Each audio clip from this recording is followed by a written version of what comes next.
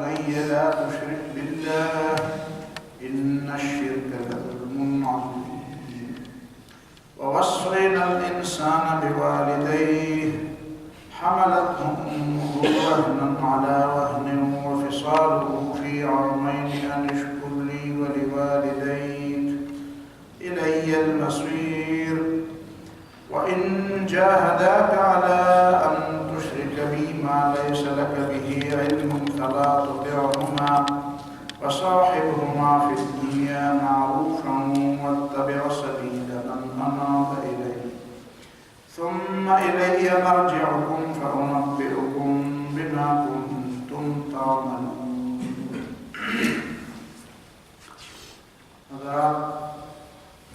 آج والدین اور اولاد کے تعلق کے بارے میں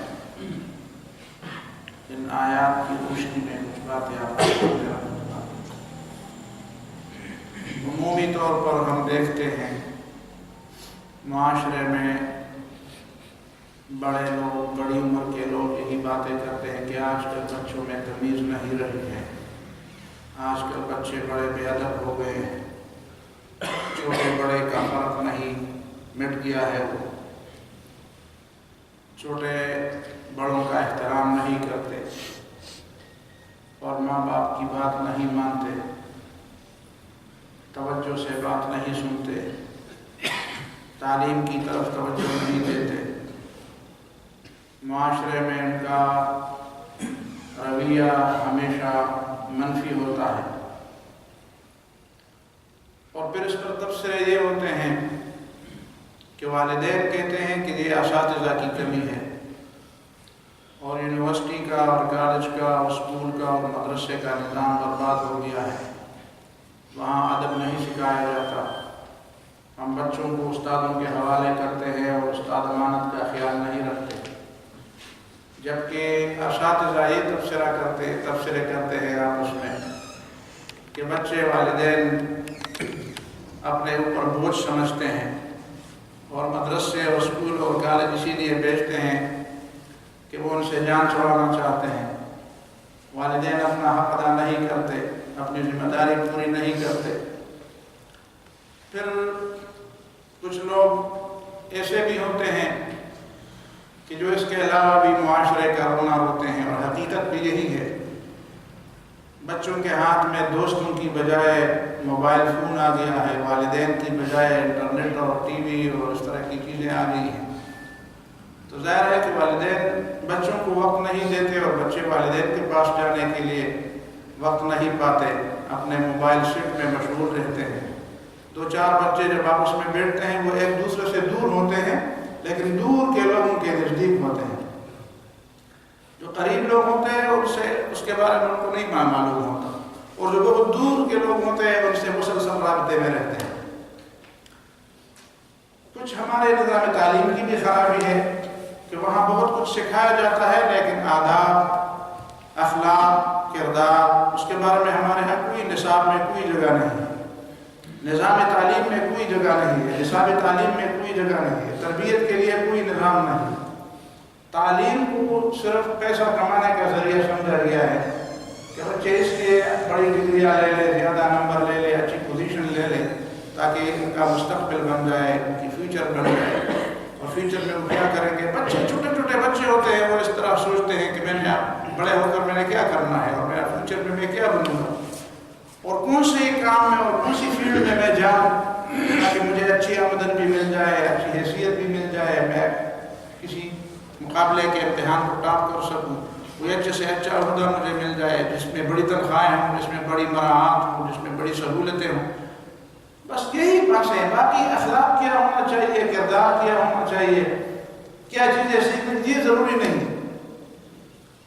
حقیقت یہ ہے کہ ذمہ داری سب لوگوں کی ہے. ریاست کی اپنی ذمہ داری ہے، ریاست کی اپنی ذمہ داری ہے، ریاست اپنی ذمہ داری پوری نہیں کرتی. نظام تعلیم کی اپنی ذمہ داری ہے، نظام تعلیم کے ذمہ دار لوگ اپنی ذمہ داریاں پوری نہیں کرتے. اساتذہ بھی اپنی ذمہ داریاں پوری نہیں کرتے. استاد کے بعد والدین بھی اپنی ذمہ داریاں پوری نہیں کرتے. یہ سب کی ذمہ داری بنتی ہے. یہ صرف ایک فرد کی ذمہ داری نہیں ہے، ایک ادارے کی ذمہ داری نہیں ہے. کسی ایک ادارے کو آپ ملزم نہیں ٹھہرا سکتے. یہ ایک اجتماعی ذمہ داری ہے، اور یہ سارے لوگ مل کر اپنے اپنے حصے کا کام کریں گے، تب بچہ بن جائے گا، تب بچہ ایک باکردار شہری بنے گا، ایک معیاری مسلمان بھی بنے گا، پھر معاشرے کے بھی کام آئے گا، ماں باپ کے بھی کام آئے گا، اپنے خاندان کے بھی کام آئے گا، اپنے ملک کے بھی کام آئے گا، اسلام کے بھی کام آئے گا۔ لیکن اس میں سب لوگوں کو اپنے اپنے حصے کی محنت کرنی پڑتی ہے۔ تو یہ ایک بنیادی بات ہے کہ جس موضوع کے ارد گرد ہم آج ہماری بات گھومے گی۔ بنیادی بات کہ بہترین والدین اور بہترین بچہ، اس کے لیے مثالی شخصیت ہے تو حضرت ابراہیم علیہ السلام اور حضرت اسماعیل علیہ السلام پوری دنیا کے لیے بہترین مثال۔ ابراہیم علیہ السلام جیسے والد ہو اور اسماعیل علیہ السلام جیسے بچہ۔ آپ کو پتہ ہے ابراہیم علیہ السلام بہت بلند مقام اس زمانے میں جو اس کے والد کو ملا تھا، لیکن حق کے لیے اس نے اس بات کو ٹکرا دیا اور باپ کو نصیحت کی، سب سے پہلے باپ کی خیر خواہی کی، یا ابت انی اخاف ان یمسک عذاب من الرحمن فتکون للشیطان ولیا، ابو میں ڈرتا ہوں کہ وہ ذات، وہ رب جو بہت مہربان ہے، کہیں وہ تمہیں عذاب دے۔ کتنی پیار کے ساتھ، یا ابت انی اخاف ان یمسک عذاب من الرحمن، مجھے ڈر ہے، مجھے خوف ہے کہ تم جس راستے پہ جا رہے ہو یہ راستہ اللہ تعالیٰ کے غضب اور اللہ تعالیٰ کی سزا کی طرف جاتا ہے۔ اور پھر جب بات بالکل نہیں مانتا کہتے ہیں سأستغفر لک ربی انہ کان بی حفیہ، ٹھیک ہے تم نے تو مجھے آگ میں ڈالا، تم نے تو مجھے وطن سے نکالا، تم نے تو مجھے کہا کہ وہجرنی ملیہ، پوری عمر میری منہ نہ دیکھو اور جاؤ جہاں بھی جاتے ہیں، لیکن میں سأستغفر لک ربی، میں تیرے لیے اپنے رب سے مغفرت طلب کروں، میں تیرے لیے دعا کروں، انہ کان بی حفیہ، مجھے پتہ ہے کہ میرا رب میرے اوپر بڑا مہربان اور شاید میری دعا کے بارے میں سن لے۔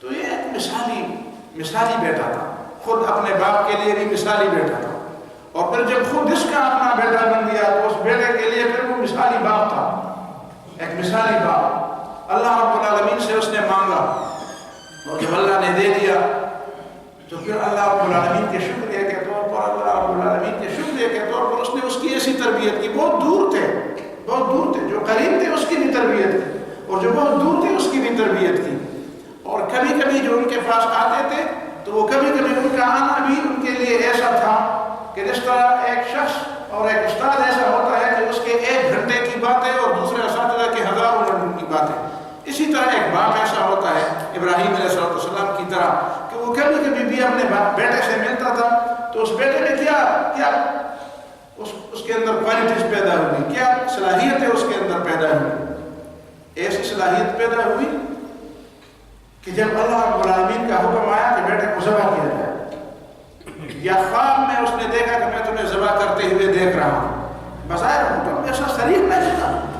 اور ابراہیم علیہ السلام نے بھی اس طرح کا خواب دیکھا تھا، انی ارا فی المنام انی اذبحک، میں خواب ایسا دیکھ رہا ہوں کہ میں تجھے ذبح کر رہا ہوں، فانظر ماذا ترى، بیٹے دیکھو تمہاری رائے کیا ہے، قال یا ابت افعل ما تؤمر، بیٹے نے کہا یا ابتی ابو افعل ما تؤمر، جو تمہیں حکم دیا جاتا ہے وہ کر گزرو، ستجدنی انشاءاللہ من الصابرین، یقیناً تم مجھے صبر کرنے والا پاؤ۔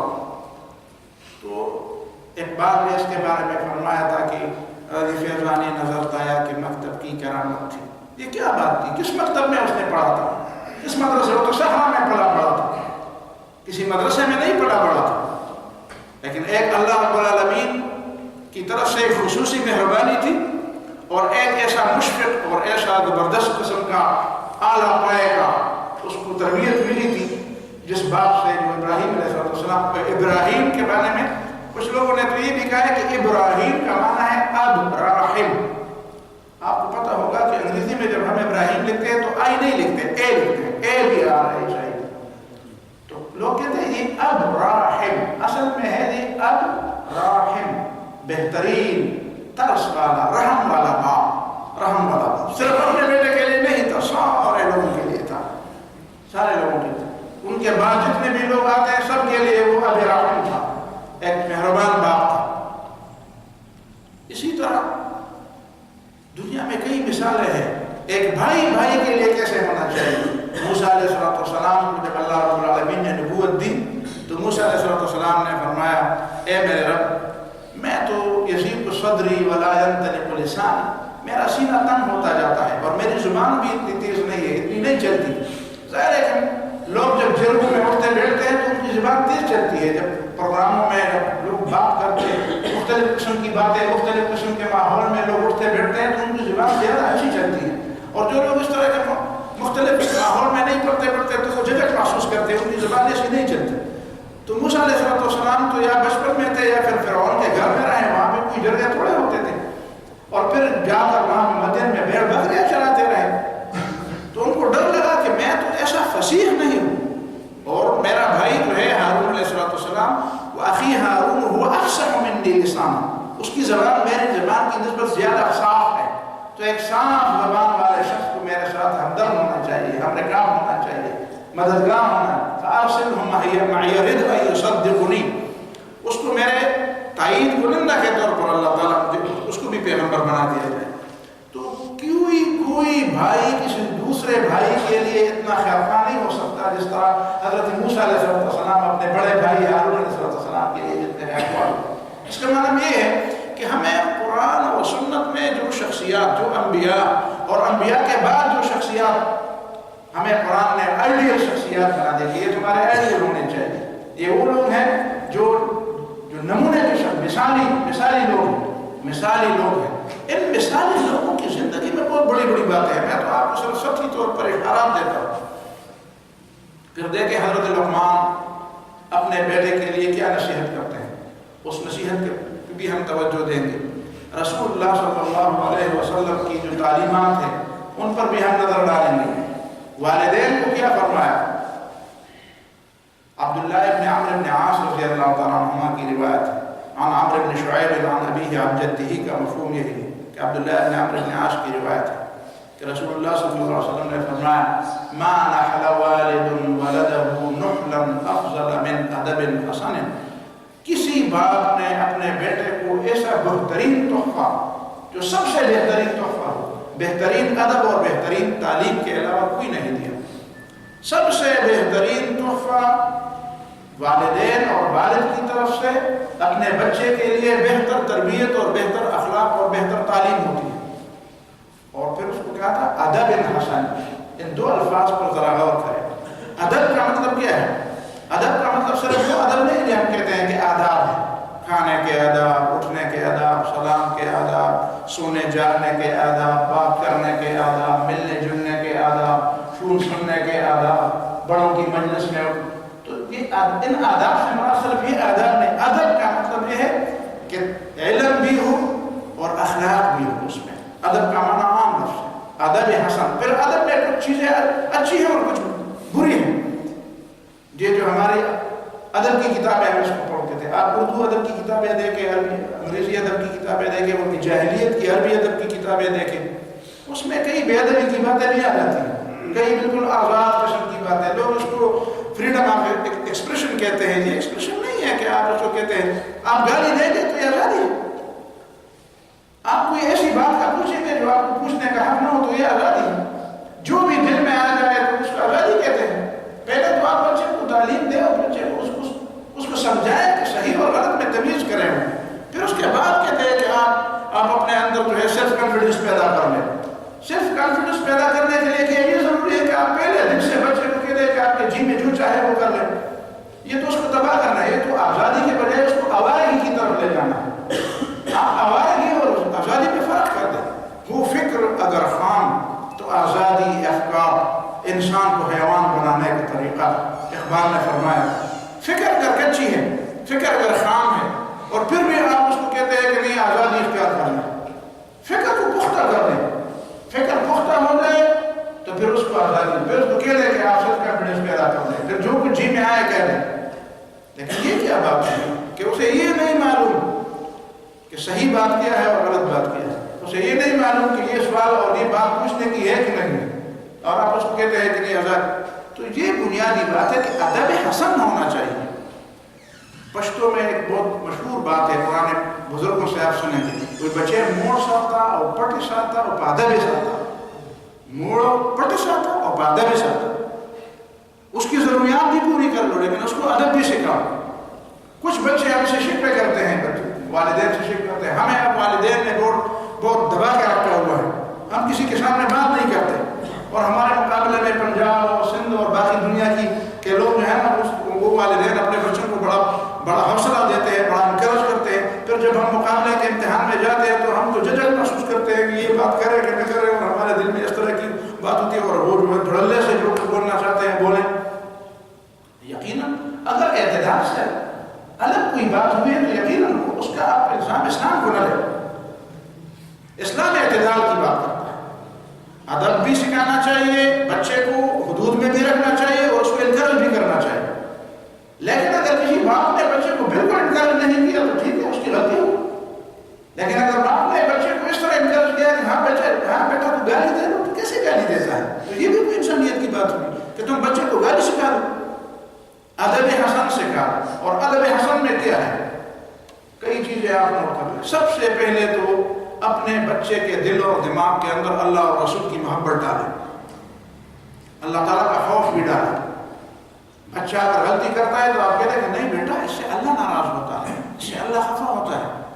ہم نے کئی بچوں کے ایسا دیکھا، ہم نے بچوں کو اس طرح سمجھایا تو پھر کہتے ہیں کہ ابو ایسا نہ کرو، اللہ ناراض ہوگا۔ چھوٹے چھوٹے بچوں کی اس طرح کی باتیں بڑا مزہ ہوتا ہے، اچھا اس طرح نہ کرو، اچھا اللہ ناراض ہو جائے گا، اللہ خفا ہو جائے گا۔ آپ اس کے دل میں اللہ تعالیٰ کا خوف ڈالیں۔ مجھے ایک دوست کی بات یاد آتی ہے، ہمارے خیال میں ایک دوست وفات پا گئے، ان کے ایک دوست کے بیٹے تھے، کہتے امریکہ میں رہے 2-3 سال، کہتے جب واپس آئے تو ہم نے اس کو ایسے گپ شپ میں پوچھا، ہم وہاں پہ کچھ نہ کچھ مماری تو کی ہوگی ادھر ادھر کی، کچھ نہ کچھ شیطنت اور کچھ نہ کچھ نوٹی تو بن گئے ہو گئے۔ کہتے نہیں میرے والدین نے مجھے اللہ سے اتنا ڈرایا تھا کہ میں کسی گناہ کے قریب بھی نہیں گیا ہوں۔ اب اس نے اپنے دل میں جو بات کی تھی وہ تو خوش ہوا ہوگا کہ واقعی میرے بچپن میں میرے والدین نے میرے دل کے اندر اللہ کا جو خوف بٹھایا تھا وہ آج میرے دل میں موجود ہے، اور مجھے اس نے وہاں پہ پناہ دی، وہ میرے لیے ایک پناہ گاہ کی ایک قلعہ تھا جس میں چھپ گیا تھا گناہوں سے۔ تو سب سے پہلے بنیادی بات تو یہ ہے کہ آپ بچے کے دل میں اللہ کی محبت ڈالیں، اور پھر اللہ کی محبت اس انداز سے نہ ڈالیں کہ بچے بالکل ڈر جائے، ایسے اللہ تعالیٰ کی محبت ڈالیں کہ بچے کے دل میں اللہ اور اللہ کے رسول، اللہ کی کتاب، اللہ تعالیٰ کے احکام کی محبت پیدا ہو جائے، اللہ تعالیٰ کی ایسی انداز سے اس کے دل میں بات ڈالیں کہ اسے محبت پیدا ہو جائے بچے کے دل کے اندر۔ پہلی بات۔ دوسری بات یہ ہے کہ رسول اللہ صلی اللہ علیہ وسلم کی محبت اس کے دل میں ڈالیں، نبی صلی اللہ علیہ وسلم کے ساتھ محبت، رسول اللہ صلی اللہ علیہ وسلم بچوں سے کتنا پیار کرتے ہیں۔ ابو عمیر ایک بچہ تھا، عمیر چھوٹا بچہ تھا عمیر، تو اس نے ایک پرندہ پالا تھا، اس کو عربی میں نغیر کہتے ہیں، چھوٹا پرندہ تھا۔ تو رسول اللہ صلی اللہ علیہ وسلم جو اس کے قریب سے گزرتے تھے، وہ چھوٹا بچہ تھا، اس کو کہتا ہے یا ابا عمیر ما فعل النغیر، عمیر کے باپ، عمیر کے ابو، وہ چھوٹے بچے تھے، ابو عمیر۔ ابو میں یہ اب لفظ بہت زیادہ ہے، چھوٹے چھوٹے بچے ہوتے ہیں، آپ کو کہتے ہیں ابو محمد، ابو محمد۔ ہم کہتے ہیں سنت میں بھی شادی نہیں کی، اب محمد بھی پیدا ہو گیا ہے، کہتے ہیں نہیں ہمارا طریقہ ہے۔ تو نبی صلی اللہ علیہ وسلم نے پیار سے اس کو کہا ابا عمیر ما فعل النغیر، ابو عمیر وہ تمہارا پرندہ کدھر گیا؟ اس نے ایک پرندہ پالا تھا۔ اب رسول اللہ صلی اللہ علیہ وسلم نے اس کے ساتھ تھی۔ اسی طرح محمود ابن ربیع ایک صحابی ہے، کہتے ہیں میں 5 سال کا تھا، رسول اللہ صلی اللہ علیہ وسلم ہمارے گھر تشریف لے آئے، اور یہ صحابہ کرام میں سب سے صغیر، سب سے کم عمر صحابی ہے، اور جب بھی وہ کوئی روایت نقل کرتے تھے رسول اللہ صلی اللہ علیہ وسلم کی تو کہتے ہیں اذکر مجھا رسول اللہ صلی اللہ علیہ وسلم فی فمی، مجھے یاد ہے ہمارے گھر رسول اللہ صلی اللہ علیہ وسلم تشریف لائے تھے تو ہمارے کنویں میں پانی کم ہوتا تھا، میری والدہ نے نبی صلی اللہ علیہ وسلم سے کہا کہ اللہ کے رسول ہمارے گاؤں میں ہمارے کنویں میں پانی کم ہے، تو آپ نے اس کنویں سے پانی اپنے منہ میں ڈالا اور پھر اپنے منہ سے پھر اس کو کنویں میں ڈالا، اور پھر ہمارے کنویں کا پانی بہت بھر گیا۔ پھر رسول اللہ صلی اللہ علیہ وسلم نے منہ میں پانی ڈالا اور اس طرح کر کے میرے منہ پر دے مارا اور ہنس پڑے، مسکرائے رسول اللہ صلی اللہ علیہ وسلم۔ اس طرح بچوں کے ساتھ اس طرح آزادی کی جاتی ہے۔ تو کہتے ہیں اذکر مجھا رسول اللہ صلی اللہ علیہ وسلم فی فمی، آپ دیکھتے ہیں رسول اللہ صلی اللہ علیہ وسلم کے منہ سے جو لعاب نکلتے ہیں وہ لعاب صحابہ کرام اپنے، اور وہ منہ سے جو پانی پھینکتے ہیں وہ صحابہ کرام اپنے ہاتھ میں لے کر اپنے جسم پر ملتے ہیں. اور رسول اللہ صلی اللہ علیہ وسلم نے خود ایک بچے کے منہ پر اس طرح پانی ڈالا تو کہتے ہیں کہ میرے منہ پر رسول اللہ صلی اللہ علیہ وسلم نے پانی ڈالا ہے, میرا منہ کیسا مبارک ہوگا. اس میں جو برکت ہے, جو احادیث مجھے یاد ہے اور جو میں اسلام کے اس پہ قائم ہوں, یہ رسول اللہ صلی اللہ علیہ وسلم کی اس کی برکت, اس مذاق کی برکت ہے. یہ مذاق کیا رسول اللہ صلی اللہ علیہ وسلم نے بچوں کے ساتھ. ایک صحابی ہے, وہ جب وفات پایا, ابو سلمہ رضی اللہ تعالیٰ, اس کے بیٹے اور والدہ جو تھی, والدہ رسول اللہ صلی اللہ علیہ وسلم نے اپنے نکاح میں لے لی, ام سلمہ رضی اللہ تعالیٰ, اور عمیر غالباً اس بچے کا نام ہے. تو رسول اللہ صلی اللہ علیہ وسلم کے اس میں حفاظت میں تھا. نبی صلی اللہ علیہ وسلم نے خود اس کو اپنے ساتھ کو کھانے میں بٹھاتے تھے. رسول اللہ صلی اللہ علیہ وسلم اپنے ساتھ اس کو کھانے پر بٹھاتے تھے, اور وہ خود کہتے ہیں کہ کانت یدی تتیش فی القصعہ, میں جب کھانا کھاتا تھا تو میں اس بات کی پرواہ نہیں کرتا تھا کہ دائیں ہاتھ سے کھاؤں یا بائیں ہاتھ سے کھاؤں, اور میں ہاتھ جو برتن ہوتا تھا اس میں کبھی میں ایک طرف سے کھاتا تھا, کبھی دوسرے طرف سے کھاتا تھا. تو رسول اللہ صلی اللہ علیہ وسلم نے فرمایا, یا بنیا, بیٹے, سم اللہ, اللہ کا نام, وکل بیمینک, اور دائیں ہاتھ سے کھاؤ, وکل مما یلیک, اور جو تمہیں قریب ہے وہیں سے کھاؤ. لیکن یہ بہت عظیم بات ہے. رسول اللہ صلی اللہ علیہ وسلم ایک پرائے شخص کے بیٹے کو اپنے ساتھ کھانے پر بٹھاتے ہیں. اور یہ روایت میں نے سن لی ہے اور پڑھ لی ہے کہ رسول اللہ صلی اللہ علیہ وسلم ایک دفعہ اس کی ناک میں کچھ تھی کوئی چیز, تو رسول اللہ صلی اللہ علیہ وسلم نے اپنے دامن سے اس کی ناک پونجھی, اپنے دامن سے. حضرت اسامہ بن زید رضی اللہ تعالیٰ عنہ, حضرت عائشہ رضی اللہ تعالیٰ عنہ فرماتی ہے, میں نے خود رسول اللہ صلی اللہ علیہ وسلم کو دیکھا ہے کہ حضرت اسامہ کا چہرہ اور اس کی ناک نبی صلی اللہ علیہ وسلم اپنے دامن سے صاف کرتے ہیں. تو یہ بچوں کے ساتھ یہ تعلق, یہ رسول اللہ صلی اللہ علیہ وسلم سے سیکھنا چاہیے کہ یہ ادب حسن ہے, بہترین ادب ہے. پہلے ان کے ساتھ بات کی جائے, ان کو اپنے سے دور نہ کیا جائے. ہمارے ہاں والدین کے پاس بچوں کے لیے وقت نہیں ہوتا. والدین بچے جب آتا ہے کہتے ہیں میں مصروف ہوں, میں اپنا وقت نہیں دے سکتا. چاہیے تو یہ کہ بچہ جتنا بھی وقت باپ سے لے لے, اس کو بہترین طریقے سے سمجھائے, اسے پتہ چلے کہ میرے بچے کے دماغ کے اندر کیا باتیں پرورش پا رہے ہیں, کہاں کہاں وہ کیا کیا سیکھ رہا ہے. کبھی کبھی باپ اور بیٹے کے درمیان فکری طور پر بہت بوجھ ہوتا ہے, بہت دوری ہوتی ہے, بہت فاصلہ ہوتا ہے. اور یہ فاصلہ اسی لیے ہوتا ہے کہ اس کو سمجھانے والے کون ہیں, اس کے دماغ میں بات ڈالنے والے کون لوگ ہیں, کیا ان کے دماغ میں بات کون کیا بات ڈالتا ہے, والدین کو پتہ نہیں ہوتا. اسی طرح اپنے بچے کو اس بات کا عادی بنانا چاہیے کہ وہ صفائی ستھرائی کر لے. بیٹا, گندا بچہ اچھا نہیں ہوتا, گندگی اچھی نہیں ہوتی. وہ کوئی چیز اٹھاتا ہے, نہیں جی یہ گندی ہے, یہ گندی چیز ہے. تو جو چیزیں گندی ہوتی ہیں اس کے ذہن میں اس سے نفرت ڈالی جائے, اور صفائی کے اس کے ذہن میں صفائی کے ساتھ محبت ڈالی جائے, تو وہ خود صفائی کرے.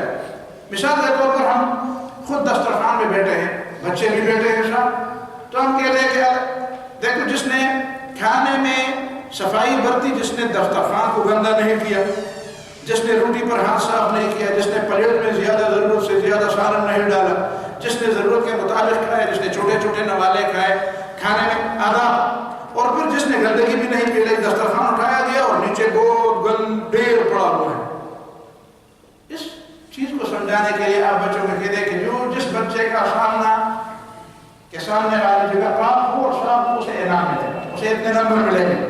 تو پھر بچے صفائی کا خیال کریں. ضروری نہیں کہ آپ اس کو ڈانٹیں, پھر کہیں کہ اچھا زید کے اتنے نمبر ہو گئے اور اس کے ہاتھ کسی صفائی نہیں ہے, اس کے اتنے نمبر کم ہو گئے, پھر اس کے نمبر کاٹے جائیں گے.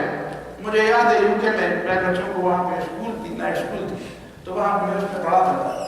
تو وہاں کے بچے بڑے شرارت تھے. میں ان کو کہا کرتا تھا کہ پاکستان کے تمام بچوں کی شرارت ایک پڑھنے میں ڈالی جائے, اور تم میں سے ایک بچے کی شرارت دوسری پڑھنے میں ڈالے, تو تمہاری شرارت بھاری ہے. اتنی شرارت تھی, مجھے پڑھتا نہیں. میں نے سوچا ان کو مار, کبھی کبھی تو میں تھوڑا سا ہلکی بات مار بھی سکتا, لیکن مارنے کی تو سزا ہے. اچھا میں نے سوچا کیا تدبیر ہونی چاہیے. میں نے دو تدبیریں اختیار کی. پہلی تدبیر میں نے یہ اختیار کی کہ میں نے وائٹ بورڈ پر لکھ کر بچوں کے نام لکھا. تو جو بچہ شرارت کرتا تھا تو میں اس کے لیے کہتا تھا کہ تمہارے 100 نمبروں میں سے اتنے نمبر منفی ہو گئے, جو نیگیٹو مارکنگ ہے. میں نیگیٹو مارکنگ کرتا تھا, 100 نمبر میں تمہارے اتنے نمبر کٹ گئے اور تمہارا نام جو ہے وہ 3 دن تک اس بورڈ پر پڑا ہوا یہ ناٹی ہے.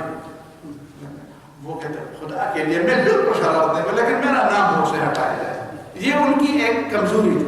اس طرح بچوں کی اسی طرح پھر مانگنے کے بغیر وہ کلاس اور چیزیں بڑی اچھی طرح دے رہی. شرارت نہیں کرتے تھے, بہت کم ایسا ہوتا تھا کہ شرارت کرتا.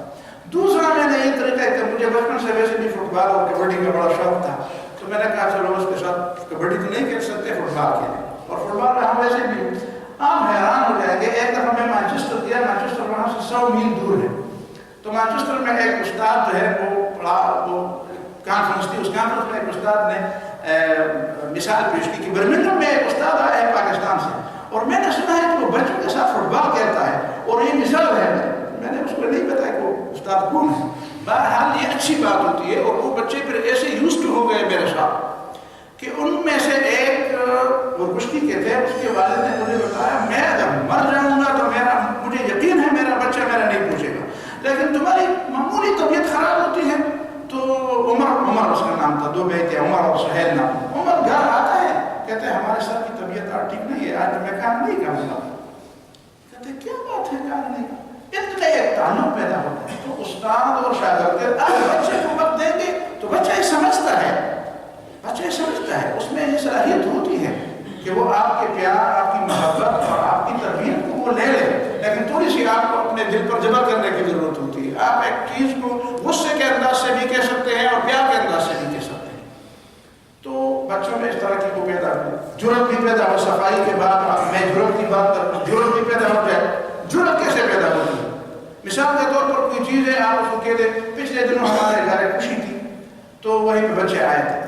تو میں نے سوچا ان بچوں کو سارا دن کرکٹ کیا رہے تھے. میں نے سوچا یار ان کو کرکٹ کے بجائے کوئی ایسی چیز بتاؤں کہ ان کی تربیت بھی ہو جائے. میں نے وہاں پہ ایک گول, میں نے ایک وہ کیا کہتے ہیں اس کو, نخ تصور نشان ایک نشانہ میں نے وہاں پہ لگایا. میں نے کہا جو اس کو مارے گا اس کے اتنے نمبر ملیں. یقین جانیے جو بچے پہلے اس نشانے کو مارتے تھے ان کا نشانہ کبھی کوئی نشانہ ادھر ہوتا تھا وہ ادھر مارتے تھے. لیکن تقریباً 1 گھنٹہ لگ بھگ وقت میں نے ان کو دے دیا اور اس میں ان بچوں کی نشانہ کی قوت ایسی تیز ہو گئی کہ بالکل وہ پھر نمبروں میں, کسی نے کہا میں نے 5 دفعہ مارا, کسی نے کہا میں نے 6 دفعہ مارا, کسی نے کہا میں نے 3 دفعہ مارا, 4 دفعہ مارا. جو بالکل کچھ بھی نہیں تھے انہوں نے بھی 1-2 دفعہ مارا. اس کا مطلب یہ ہے کہ آپ بچوں کو ایک ایسی چیز میں لگا دیں جو تربیت والی بھی ہوتی ہے اور ان کے اندر جرأت بھی پیدا ہو جائے. یہ ایک زبردست بات ہے کہ ان کے اندر جرأت پیدا ہو جائے. پھر کسی چیز سے ان کو ڈرائے نا اس سے. بلی آ گئی, بہو آ گیا, بہو سے نہ ڈرائیں اس کو کہہ رہے بلی آ گئی تو میں ماروں, تم بھی مارو, ہاں یہ لے لو اس کو مارو, وہ بھاگ جائے. اس کا مطلب ہے کہ اس کے اندر خوف آپ نہ پیدا کر دیں, اس کے اندر آپ کو جرأت پیدا کریں. پھر اس کے بعد یہ ہے کہ آپ اس کو صفائی, کھانے کی چیز میں آ گیا. یہ کھانے کی میں حیران ہوں, کئی لوگ ایسے ہیں جب میں کسی کے ساتھ ایک ٹرے میں, اس طرح ہمارے کہتے ہیں نا مجمع یہ ہوتا ہے خوراک کا نا, جب چاول ہوتی ہے تو چاول ہمارے یہاں گاؤں میں تو اس طرح کے رواج ہے کہ ایک ہی ٹرے میں 3-4 لوگ اکٹھے کھاتے ہیں. آپ کو پتہ ہے کچھ لوگ کس طرح کھاتے ہیں, اسی طرح نوالا بناتے ہیں پھر منہ میں لیتے ہیں تو جو باقی بچ جاتا ہے وہ تبرک کے لیے سارے ٹرے پر اسی طرح پھیلاتے ہیں. ایک دفعہ میں نے ایک شخص کو کہا, میں نے کہا یہ تبرک کے لیے تم نے سارے اپنے منہ کا جھوٹا جو ہے تبرک کے لیے پورے مجمع پر پھینک دیا. تو وہ حیران, یہ کیا بات کہتے ہیں. میں نے تبرک کا لفظ بھی کیا اور انداز بھی میرا ایسا. اگر والدین اس کو سمجھاتے کہ بیٹا اپنے منہ کی طرف جو تمہاری طرف قریب ہے اسی طرف کا, اور منہ سے ایک چیز نکال کر اس میں نہ پھینکو. کبھی وہ آپ کے سامنے ہوتا ہے وہ اسی طرح ڈھاکے جس کو کہتے ہیں, جب ڈھکا مار دیتے اسی طرح کرتے ہیں. تو یہ کون سی بات ہے. آپ کو اپنی ڈھکا سے بدبو نہیں آتی یا آپ کو برا نہیں لگتا تو کسی دوسرے کو بھی برا نہیں لگے. وہ پھر یہ بھی ہوتی ہے کچھ لوگ اس طرح کرتے ہیں جو چیز اسے پسند ہوتی ہے وہ ڈھونگا جو ہے نا وہ اپنی طرف کھینچ کے پھر اپنا پلیٹ جو ہے اس سے گھساڑا بناتے ہیں, گھساڑا کرتے ہیں. غصے کا جو ڈھیر ہوتا ہے یہ تم نہ بنا. میں خدا کا خوف کرو. جس شخص کے تم مہمان جو تمہارا میزبان ہے, کیا اس نے گناہ کیا تو تمہیں کھانے پر بلایا؟ तुम उसको बेइज्जत करना चाहते हो कि जो कुछ तुम्हारे बस में है वो तो तुमने अपने प्लेट में डाल दिया, और फिर खाया भी कैसे, आधा खाया और आधा फेंक दिया। तो ये चीजें बच्चों को सिखाने के लिए वालिदैन बाहर के लोग और सिखाएंगे। मिसाल के तौर पर तुम मेरे मेहमान हो, तुम्हें समझा सकता हूँ, मेहमान को तुम ये नहीं समझा सकता, चाहे वो बच्चा भी हो, कैसे समझाएगा उसको। मेहमान घरों में आते हैं, उनको ये नहीं पता होता, घरों में तालीम होती है, वो उस पर पेशाब भी करते हैं, गंदा भी करते हैं, दीवारों पर लिखते भी हैं, पेन उठा कर दीवारों पर लिखते हैं, उसकी किताबों पर लिखते हैं। अब जाहिर है कि मेजबान तो उनको नहीं कह सकता कि तुम दीवारों पर मत लिखो, मेजबान तो उनको नहीं कह सकता कि तुम कालीन को बर्बाद न करो, मेजबान तो उनको नहीं कह सकता कि तुम शोर न करो, बट कोई सो रहा है। यानी ये तो वालिदैन का काम है कि वो अपने बच्चों को समझाए कि बेटे खाना इस तरह खाया जाता है, पानी इस तरह पिया जाता है, गिलास इस तरह पकड़ा जाता है, समझ में आती है बात।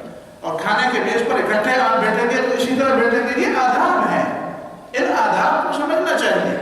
फिर ये हम किसी दूसरे के घर में जाएंगे तो क्या करेंगे, हम तो बच्चों को बैठा कर कहते हैं दूसरे के घर चलना है, ये नहीं कि वहां पे जाएंगे तो फिर क्या होगा, वहां पे जाएंगे तो कैसे माहौल होगा, वो हमारे अपने घर का माहौल नहीं होगा, कोई दूसरा माहौल हो, वहाँ शायद कोई बीमार होगा, वहाँ शायद कोई बुजुर्ग होंगे, वहाँ पे शायद कोई मुताला करता होगा, किसी के आराम का वक्त होगा, तो आराम के वक्त में किसी के मुताले में किसी बीमार, हमारे यहाँ हॉस्टल में भी इसी तरह है, मैंने देखा है, हम खुद भी हॉस्टल में रहे, एक बच्चा मुताला करता है, दूसरा बच्चा सो रहा है, ठीक है, ये अपनी बात ठीक है, उसको अपने काम से काम है, इसको अपने काम से काम है। लेकिन दूसरा आदमी आता है और वहाँ पे एक ही कमरे में दो, एक सोया हुआ है या बीमार है या उसके आराम का वक्त है, और दूसरे गप्पे शुरू कर देते, कहते हम कहाँ जाएं। ये भी कोई बात है, जब आप किसी के आराम का ख्याल नहीं रखते, जब आप किसी की बीमारी का ख्याल नहीं रखते, तो ये आदत, ये चीजें कौन सिखाएंगे लोगों को, समझ में आती है। इसके बाद आप बच्चे को ये समझाएं कि आप मिसाल के तौर पर सदका दे दें, आपके पॉकेट मनी जो है, मैं आपको जो पैसे दे रहा हूँ तुम्हारी ज़ाती ज़रूरत के लिए, उसको बचाए भी रखें। ये ना हो कि आप जितना मैं आपको देता हूँ उसी दिन आप उसको हवा में उड़ाते हैं, कुछ बचाए भी, आप हैरान होंगे। ये जो यूरोप में जो माहौल बन गया है 9/11 के बाद और आज 7/7 और ये सारी चीज़ें, ये 13 नवंबर की बातें और ये, उसके बाद तो बहुत बड़ी मुसीबत पैदा हो गई है। उसमें क्या है, अमेरिका में एक मस्जिद आग लगा दी गई, एक छोटा बच्चा 7 साल का छोटा बच्चा, गालिबन जैक उसका नाम है, 7 साल का छोटा बच्चा स्कूल जा रहा था, तो उसने देखा उसके महल्ले की मस्जिद थी वो जली हुई है। स्कूल से जब वो वापस आया तो फौरन उसने $20 आईपैड फोन के लिए रखे थे, पता नहीं पिन्नी जमा करके उसने ये 20 पाउंड जमा किए थे। ईसाई बच्चा था, उसने आकर उस मस्जिद के लिए चंदा में दे दी कि मस्जिद जो है वो जलाई गई है, बहुत बुरी बात होगी, और मैंने अपने 20 पाउंड जो है वो आईपैड फोन के लिए मैंने रख लिए थे कि मैं अपने लिए फ़ोन खरीदूँगा, मुझे बड़ा शौक था इसका। तो मैंने वो मुसलमान लोग तो ऐसे खुश हुए, बड़े लोग जमा हुए, उसके लिए आईपैड फोन भी खरीद के दे दिया, और उसके पैसे और उसके इतने इनामात और इतनी उसको टाफियाँ और इतनी उसको जिसने जो बच्चे की तरफ कहते हैं मैं दुनिया का खुशकिस्मत तरीन आदमी।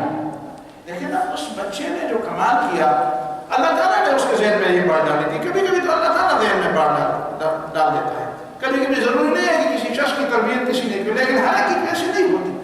इस तरह आप बच्चों के ज़हन में ये बात डालें। मुझे ये आदत है कि मैं जब किसी को कोई चीज़ देता हूँ तो मैं, बच्चा साथ होता है तो मैं पैसे बच्चे को दे देता हूँ, जाकर उसको दे देता हूँ। टैक्सी में जाता हूँ तो मैं बच्चे को दे देता हूँ पैसे, टैक्सी किराया दे देता हूँ। इससे बच्चे के अंदर एक वो पैदा होती है, एक एतमाद पैदा हो जाती है, फिर उसको देने के अंदाज से जमा करने और फिर उसको देने में एक मज़ा भी आता है, और वो समझता है कि मैं भी कोई ऐसी चीज़ हूँ, मुझे भी एक एतमाद है, मेरे ऊपर एतमाद भी करते हैं। तो इस तरह की ये चीज़ें बातें बताए बहुत मामूली नजर आती हैं। आप बच्चे के अंदर सच बोलने की आदत पैदा करें, सच बोलने की आदत पैदा करें। वो मशहूर बात है, किसी पिटी बात, किसी ने दरवाजा खटखटाया तो बाप ने बच्चे को कहा जाकर उससे कह दो कि आपको अंदर नहीं है, तो जाकर उसने दरवाजा में कहा, अब वो कहता है कि वो अंदर नहीं है। बच्चे तो सच बोलते हैं और सच बोलना भी चाहिए, सच बोलना चाहिए। आप उसको झूठ पर क्यों आमादा करते हैं कि जाकर वो नहीं है? आप उसे कहते हैं कि जाकर उसको कहते हैं कि कोई मसला है, कोई मुश्किल है। तो हम झूठ पर खुद बच्चे को आमादा करते हैं। हम खुद घर में जो गलतियां करते हैं वो जाहिर है कि बच्चे हमसे वो चीजें सीखते हैं। आप घर में ढोल बजाएं तो आपका बच्चा ढोल बजाए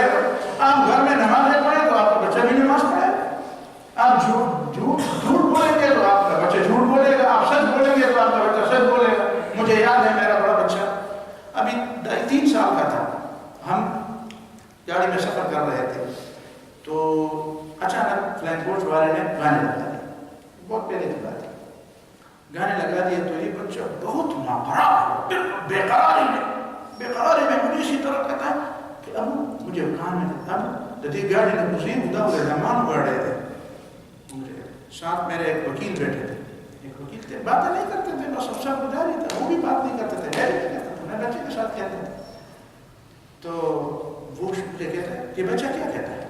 اس نے سنی، میں نے کہا یہ کہتا ہے دار رحمان اڑ رہے جن خوشی۔ تو جب میں نے یہ بات کی نا تو ڈرائیور نے فوراً سنی تو اس نے گانا بند کر دیا۔ تو وکیل مجھے کہتا ہے آپ جب کہتے ہیں کہ گانے بند کر دو تو یہ بات ٹھیک ہے، دوسرے مجھے پتا ہے دوسرے لوگ باہر تو کہتے ہیں گانے بند کرو، گھر میں جا کر گانے سنتے ہیں، آپ کا پتہ چل گیا کہ آپ نہیں سنتے، اگر آپ سنتے تو آپ کا بچہ اتنا بے قرار نہ ہو، ظاہر ہے کہ گھر میں سنتا تو کیوں بے قرار ہوگا؟ تو جب آپ گھر میں کوئی نیکی کا کام کرتے ہیں تو بچے آپ سے وہی سیکھیں گے، جو کہتے ہیں کہ ماں کی گود جو ہے بچے کے لیے پہلا مدرسہ ہے، پہلا مدرسہ ہے۔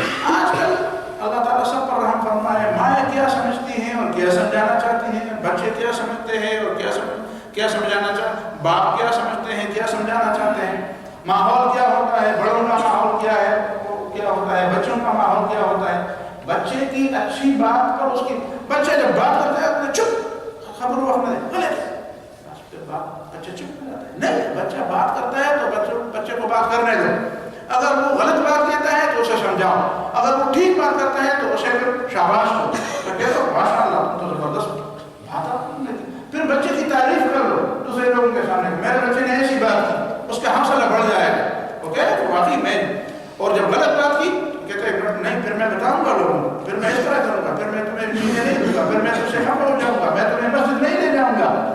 ہمارے یہاں مسجدوں میں بھی نہیں بڑی بات ہے، لوگ کہتے ہیں مسجدوں میں بچوں کو نہ لے آؤ، میں حیران ہوں کہ یہ کون سی بات ہے، کہتے ہیں بچے مسجد کو برباد کرتے ہیں اور مسجد میں یہ کرتے ہیں، کبھی مسجد میں پیشاب کرتے ہیں، بھائی نبی صلی اللہ علیہ وسلم کے زمانے میں لوگ آتے تھے، بچے بھی آتے تھے، بڑے نے بھی ایک دفعہ پیشاب کی، تو وہ بچہ تھوڑا تھا جس نے مسجد میں پیشاب کی تھی، ایک دیہاتی آیا یہاں پہ لوگ اور مسجد تو کچی مسجد تھی، اس میں کوئی قالین تھوڑی بچھی ہوئی تھی، کچی مسجد تھی، اس نے جا کر وہاں پہ پیشاب کر دیا، جب پیشاب کیا تو لوگ دوڑ پڑے اس کو منع کرنے کے، نبی صلی اللہ علیہ وسلم نہ منع نہ کر، چھوڑو پیشاب کرنے دیں، اس نے پیشاب کر دیا، پھر رسول اللہ صلی اللہ علیہ وسلم نے اس کو بلایا اور نبی صلی اللہ علیہ وسلم نے فرمایا دیکھو یہ مسجد اللہ تعالیٰ کی عبادت اور اللہ تعالیٰ کے ذکر کے لیے ہے، اور ان مسجدوں کی صفائی ہونی چاہیے، مسجدیں بول غائط اور اس طرح کی گندگی کے لیے نہیں۔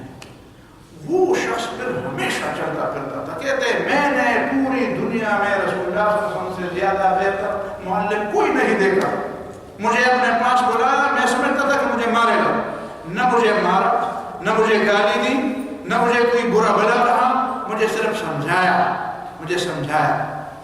اور مجھے یہ کہا کہ مسجدیں صاف جگہ ہوتی ہیں، اللہ تعالیٰ کی بندگی کے لیے بنائی گئی ہیں، اس میں ایسی کوئی چیز نہیں ہونی چاہیے، بس میں سمجھ گیا۔ ایک دفعہ رسول اللہ صلی اللہ علیہ وسلم نے دیکھا ایک باغ والے نے ایک بچے کو مارا اور اس کو ساتھ لے آیا رسول اللہ صلی اللہ علیہ وسلم کے پاس اور اس کے کپڑے بھی پھاڑے تھے، نبی صلی اللہ علیہ وسلم نے اس سے پوچھا کیوں مارا اس کو، اس کے کپڑے کیوں پھاڑے ہیں؟ اس نے کہا اس نے میرے باغ سے کھانا پھل کھائے۔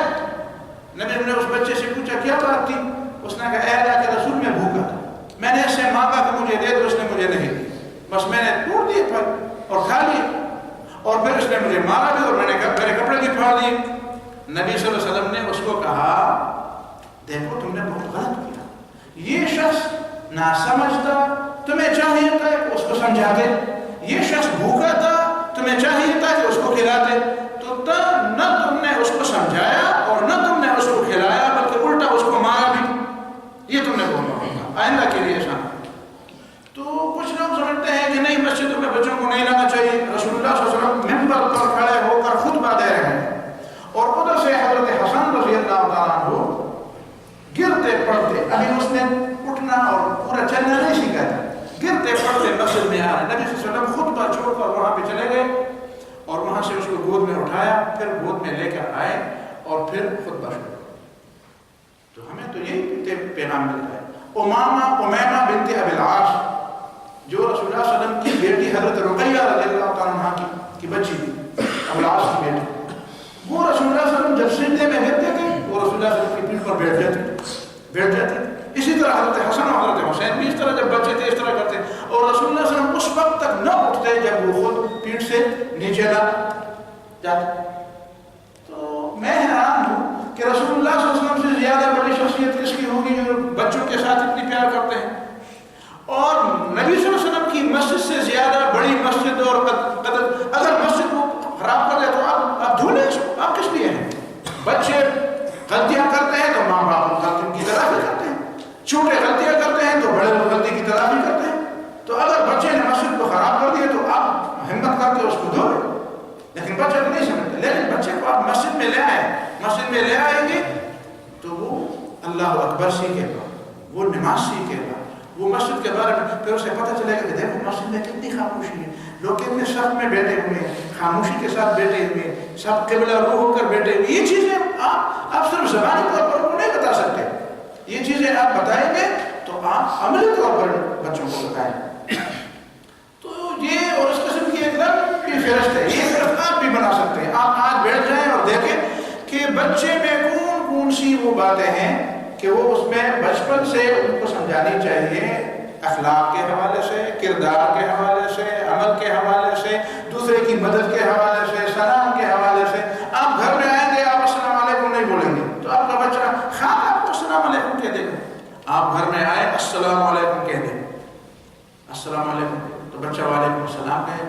بچے کو سمجھائے جب میں السلام علیکم کہہ دوں تو آپ وعلیکم السلام کہہ دیں. تو پھر جب بچہ خود اندر داخل ہو جائے گا تو پھر وہ السلام علیکم کہہ دے گا، پھر ماں کو بھی سلام کرے گا، پھر اس کی عادت ہوگی. ہمارے یہاں کچھ لوگ جو ہے نا گھروں میں جاتے تو السلام علیکم نہیں کرتے، خاص کر جب گھر میں صرف بیوی ہوتی ہے، کہتے ہیں باقی بہت چیزیں ہیں وہ تم کرتے ہو، ہمیں پتہ ہے. اتنی نہ بڑا پاکی دامن کی حکایت، دامن کو ذرا دیکھ ذرا بند قبا دیکھ، دیکھو اتنے بھی نہیں ہوگے. اور جب رسول اللہ صلی اللہ علیہ وسلم نے، میں نے اس دفعہ درس قرآن میں لوگوں سے آواز ہے، درس قرآن میں نے لوگوں کا ہاتھ اٹھاؤ کہ جو بھی گھر جائے گا السلام علیکم کہے گا.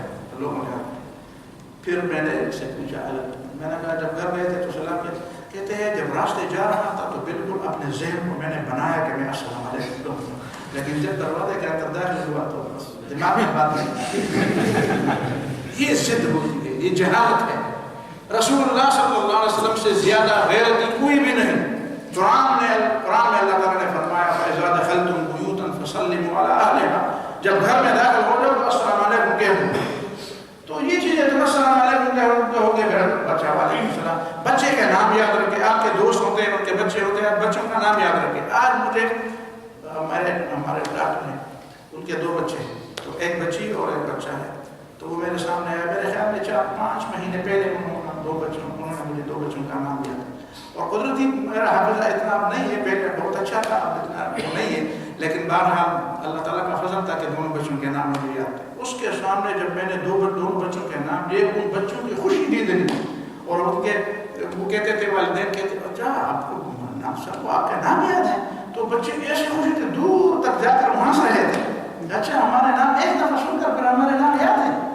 تو بچوں کے آپ نام یاد رکھیں گے تو وہ بچے دوسرے لوگوں کو کہیں گے کہ میں دیکھو ہمارے گھر مہمان آئے تھے، ان کے نام کو یاد ہے ہمارے. تو بچے چھوٹی چھوٹی باتوں پر خوش ہوتے ہیں، ان کے دل چھوٹے دل ہوتے ہیں، چھوٹی باتوں پر. تو والدین کی بہت بڑی ذمہ داری ہے، استاد کی ذمہ داری ہے، آپ کی ذمہ داری ہے. آپ کے ماحول میں، آپ کے ہمسائے میں بچے ہوں تو آپ ان کے ساتھ دوست ہو جائے، ان کے ساتھ السلام علیکم کہہ دیں. میری عادت ہے، میں جس محلے میں رہتا ہوں تو کچھ دنوں بعد الحمدللہ اس محلے کے سارے بچے، جب میں آتا ہوں تو سارے بچے میرے ساتھ ہاتھ ملانے کے لیے آتے ہیں، السلام علیکم کہتے ہیں، ہاتھ ملانے کے لیے آتے ہیں. اس سے آپ کا کچھ بھی نہیں جائے گا، اور آپ بچوں کے دل میں آپ کی محبت، اسلام کی محبت، ان چیزوں کی محبت ہو. مجھے یاد ہے ایک دفعہ میں خود چھوٹا تھا، بالکل میری ابھی وہ نہیں آتی، 7-8 جماعت میں چڑھتا تھا، لیکن مجھ سے چھوٹے بچے تھے. میں ان کے قریب سے گزرا تو میں نے کہا السلام علیکم، تو انہوں نے بڑے پیار سے سب نے مل کر وعلیکم السلام کہا. اور میں تھوڑا سا 2-4 قدم آگے گیا تو ان میں سے ایک کہتا ہے کہ خیر منگم سڑی جو منگم پر سڑوں کی حساب سے وہ مجھے بات بولی، آج تک مجھے وہ بات یاد ہے. وہ بچے کتنے خوش ہو گئے، کہتے ہیں ہم بھی مردوں میں حساب ہو گئے، لوگ ہم پر بھی سلام، ہمیں بھی السلام علیکم کہتے ہیں. تو بچوں پیار سے محبت سے سمجھانا یہ والدین کی ذمہ داری. پھر والدین یہ شکوے کریں کہ ہمارے بچے نہیں مانتے. یقیناً اگر آپ اپنی ذمہ داری پوری کریں گے تو آپ کے بچے یقیناً آپ کی بات مانیں گے. اب میں 2 مثالیں آپ کے سامنے رکھوں اور پھر اس بات کی طرف آؤں.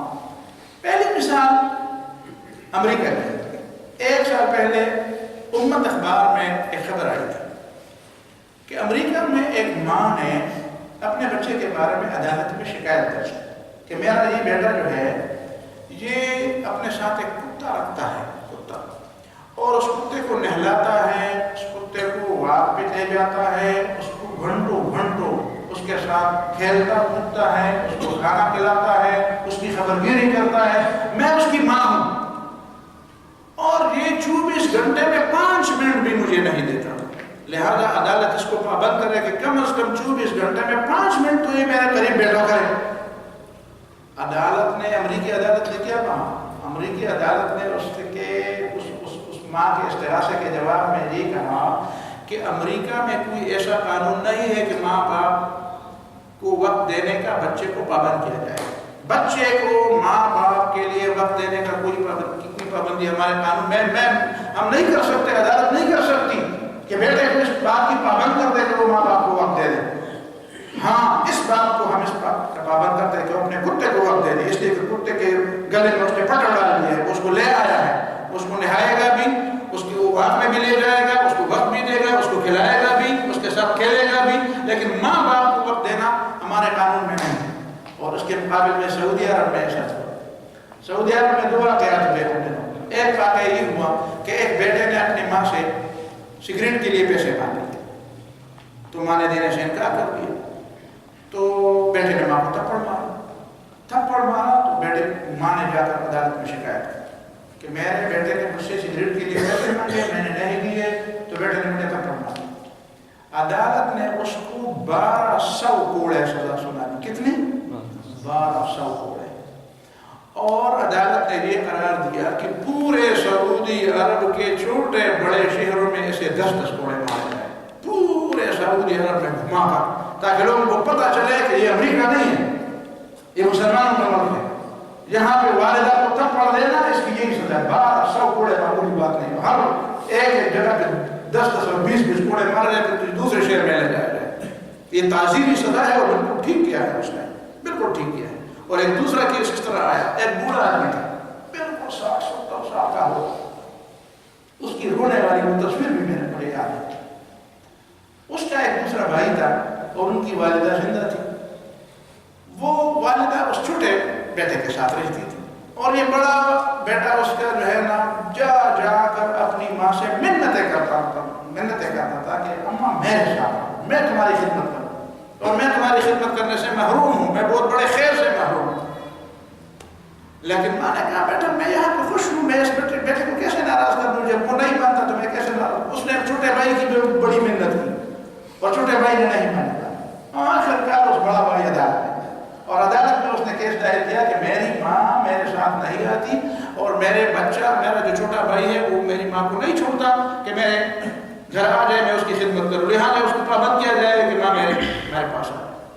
عدالت نے ماں کو بھی بلایا, بیٹے کو بھی بلایا. بیٹے نے کہا ٹھیک ہے مجھے وہ نہیں ہے, لیکن ماں نے کہا بیٹے میں یہاں پہ یونیورسٹی ہو گئی ہوں, مجھے عادت ہو گئی ہے, یہ گھر مجھے پسند ہے, پتہ نہیں وہاں پہ کیسے حالات ہوں گے, کیا ہوگا, اور میں یہاں پہ بڑی عادی ہو گئی ہوں اور میرا اٹھنا بیٹھنا بس یہاں, میں یہاں پہ خوش ہوں. تو عدالت نے کہا چلو ٹھیک ہے تمہارے ساتھ نہیں جا سکتی اپنے چھوٹے بیٹے کے ساتھ. اچھا, اس شخص نے جب یہ بات سنی تو وہ ایسا رو رہا تھا جس طرح کسی کا باپ مرنا بھی اتنا نہ رہے, ہچکیاں لے رہا تھا. لوگوں نے پوچھا کیا بات ہو, کہتے میں ماں کو اپنے ساتھ نہ لے جا سکا, میں مقدمہ ہار گیا, میری ماں میرے ساتھ نہیں آئی. تو یہ 2 فرق آپ کو نظر آ گئے, ایک وہاں کا فرق بھی اور ایک یہاں کا فرق. یہ اسلام کے قریب ہے. کہتے ہیں والدین, یورپ میں کہا جاتا ہے والدین کا بچوں پر کیا حق ہے, والدین کا بچوں پر کیا حق ہے. بچوں کے لیے بینیفٹ اور جو سوشل سیکورٹی دیتے ہیں وہ کون دیتے ہیں؟ ریاست دیتے ہیں. ریاست اس کو دیتی ہے, ریاست اس کو پاتی ہے, ریاست کے بچے ہیں. تو والدین ان کے اوپر کوئی حق نہیں. ایسا معاشرہ کیا معاشرہ ہو, اور جب بوڑھا ہو جائے پوری عمر تو باپ بیٹے کے لیے اٹھے بیٹھے, غمگین ہو, مصیبتوں میں ہو, مشکل میں ہو, اور پھر جب بیٹا بڑا ہو جائے اور خدمت کا موقع آ جائے اور باپ بوڑھا ہو جائے، ماں بوڑھی ہو جائے، تو اس کو کرسی میں ویل چیئر میں بٹھا کر اس کو اولڈ پیپل ہاؤس لے جائے، اور پھر وہاں کو اس کی پوچھا بھی نہیں، اس کے پوچھتے بھی نہیں، عید کے دن آتے ہیں تب بھی پورے دن کے لیے اس کو گھر نہیں چھوڑتے۔ تو یہ بنیادی چیزیں ہیں کہ والدین کی خدمت، ماں باپ کی خدمت بچوں کے اوپر، اور بچوں کی تربیت ماں باپ کے ذمہ۔ جب یہ دونوں آپس میں اسی طرح ہوں گے تو یہ معاشرہ اور یہ خاندان اور یہ گھر پھر جنت نظیر گھر ہو، پھر جنت کی مثال ہو۔ جب یہ بوڑھے ہو جائیں گے تو پھر ان کے بچے ان کی خدمت کریں گے، اور پھر وہ بوڑھے ہو جائیں گے تو ان کے بچے وہ ہیں۔ وہ پرانے زمانے میں ہمارے بزرگ یہ قصہ سنایا کرتے تھے کہ ایک زمانے میں ایک علاقے میں رواج تھا کہ جب باپ بوڑھا ہو جاتا تھا تو اس کو دریا بور کر دیتے تھے، دریا بور کر دیتے تھے، سمندر میں پھینکتے تھے، دریا میں پھینکتے تھے۔ تو ایک جوان بیٹا تھا، وہ اپنے باپ کو کندھے پر اٹھا کے لے جا رہا تھا، تو ایک جگہ اس کو ٹھوکر لگی تو اس کا باپ اس کے کندھے کے اوپر تھا نا، اس نے وہ ہنس پڑا۔ تو بیٹے نے کہا اب کیوں ہنستے ہو، اب تو میں تمہیں دریا میں پھینکنے والا ہوں۔ اس نے کہا مجھے ہنسی اس بات پر آئی کہ جب مجھے وہ وقت یاد آ گیا کہ جب میں اپنے باپ کو اپنے کندھے پر اٹھا کر یہاں آ رہا تھا اور اس کو پھینک رہا تھا تو مجھے بھی یہاں پہ ٹھوکر لگی تھی۔ ایک وقت ایسا بھی آئے گا کہ تمہیں بھی ٹھوکر لگی، تمہارے بیٹے کو بھی ٹھوکر لگے گی جب تم اس کے کندھے پر ہو۔ اس نے کہا اچھا ایسا ہوگا، کہتے کہ پھر تو تمہیں نہیں پھینکوں گا، پھر واپس لے جاؤں گا۔ والدین کی نافرمانی ایسی سزا ہے، ایسا گناہ ہے کہ جس کا بدلہ صرف آخرت میں نہیں ملے گا، دنیا میں بھی اس کا بدلہ ملے گا، دنیا بھی اس کا۔ رسول اللہ صلی اللہ علیہ وسلم سے لوگوں نے پوچھا، ایک صحابی نے پوچھا اے اللہ کے رسول میرے والدین کا من احق بحسن صحابتی، کس کے ساتھ زیادہ بہتر سلوک کروں؟ تو رسول اللہ نے فرمایا امو، ماں کے ساتھ بہتر سلوک۔ پھر فرمایا ثم من، پھر کس کے ساتھ؟ کہتے امو، ماں کے ساتھ بہتر سلوک کرو۔ پھر فرمایا ثم من، کہتے ہیں ماں کے ساتھ بہتر سلوک کرو۔ چھوٹی دفعہ پھر کہا ثم من، کہتے ہیں ابو۔ اس کا مطلب یہ ہے کہ ماں باپ میں حق کے لحاظ سے ماں کا حق 3 گنا زیادہ ہے۔ 75% حق وہ ماں کا ہے اور 25% حق باپ کا ہے۔ اور وہ جو حدیث ہے کہ رسول اللہ صلی اللہ علیہ وسلم نے فرمایا، ابھی میں نے آپ کے سامنے ذکر کیا کہ ماں نحل والدن ولدہ، کسی باپ نے، کوئی باپ اپنے بیٹے کو بہتر تعلیم اور بہتر تربیت سے زیادہ اچھا تحفہ نہیں دے سکتا۔ ایک دفعہ رسول اللہ صلی اللہ علیہ وسلم سے کسی نے اجازت چاہی، اے اللہ کے رسول میں جہاد پہ جانے کی اجازت چاہتا ہوں، مجھے جہاد پہ اجازت دی جائے۔ نبی نے فرمایا تمہارے والدین ہیں؟ ہاں۔ کہتے ففیہما فجاہد، جا کر ان کی خدمت کرو، یہ تمہارا یہ جہاد ہے۔ ایک دفعہ ایک صحابی آیا، اے اللہ کے رسول میں جہاد میں جانا چاہتا ہوں، میرے والدین رو رہے تھے لیکن میں آ گیا اور میں جہاد میں جانا چاہتا ہوں۔ ان کو روتے ہوئے چھوڑ دیا۔ رسول اللہ نے فرمایا جا کر واپس جاؤ، اضحکہما کما ابکیتہما، اس طرح ان کو خوش رکھو جس طرح تم نے ان کو رلایا، جا کر ان کی خدمت کرو، یہ تمہارا جہاد ہے۔ تو آپ کو پتہ ہے صحابہ کرام کے زمانے، نبی صلی اللہ علیہ وسلم کے زمانے میں اویس قرنی ایک عظیم شخصیت ہے، اویس قرنی اتنی عظیم شخصیت کہ رسول اللہ صلی اللہ علیہ وسلم نے صحابہ کرام سے فرمایا کہ اگر ان سے ملو تو میرا سلام بھی کہہ دو اور اپنے لیے دعا بھی مانگو۔ اس صحابی نے نبی صلی اللہ علیہ وسلم کو دیکھا نہیں تھا، کیوں نہیں دیکھا؟ نبی صلی اللہ علیہ وسلم نے فرمایا اس لیے وہ نہیں آ سکتا کہ اس کی والدہ بیمار ہے اور اس والدہ کی خدمت کرنا ہے، تو میرے پاس نہیں آ سکتا، لیکن تم جا کر ان سے دعا لو، یہ معمولی بات نہیں ہے۔ تو یہ معاشرہ ایسا ہوتا ہے، اسی معاشرے میں جب مسلمان معاشرہ ایک دوسرے کے حقوق ادا کرتا ہے، چھوٹے بڑوں کے ادب کرتے ہیں اور بڑے چھوٹوں پر رحم کرتے ہیں اور ان کی تربیت کرتے ہیں، تو ایسا معاشرہ مثالی معاشرہ ہوتا ہے۔ ایسا باپ بھی مثالی باپ ہوتا ہے اور ایسے بیٹے بھی مثالی بیٹے ہوتے ہیں، اور پھر اس طرح سے مثالی بیٹے ہوتے ہیں کہ جو بچوں کو جھوٹ سے بچاتے ہیں۔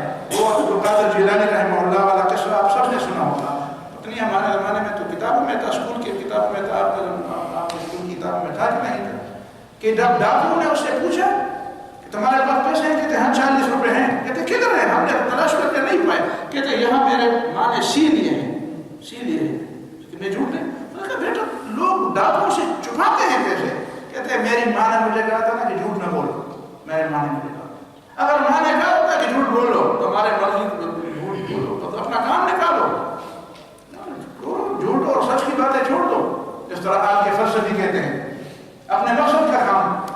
تو اگر اس طرح کی بات ہوتی شیخ عبدالقادر جیلانی، اس طرح شیخ عبدالقادر جیلانی نے بنتا، اور ہم اس پہ مجلس میں اس کو یاد نہ کرتے، اس کو رحمہ اللہ نہ کہتے، تو یہ بہت بڑی باتیں ہیں۔ حضرت لقمان مشہور ہوشیار شخصیت ہے، پیغمبر ہے یا نہیں ہے اس میں اختلاف ہے، لیکن پوری دنیا مانتی ہے کہ لقمان انتہائی، لقمان حکیم اس کو کہتے ہیں، حکیم کا معنی انتہائی ہوشیار، انتہائی سمجھدار۔ قرآن نے فرمایا وَلَقَدْ آتَيْنَا لُقْمَانَ الْحِكْمَةَ، ہم نے لقمان کو دانائی دی تھی، سمجھ عطا کی۔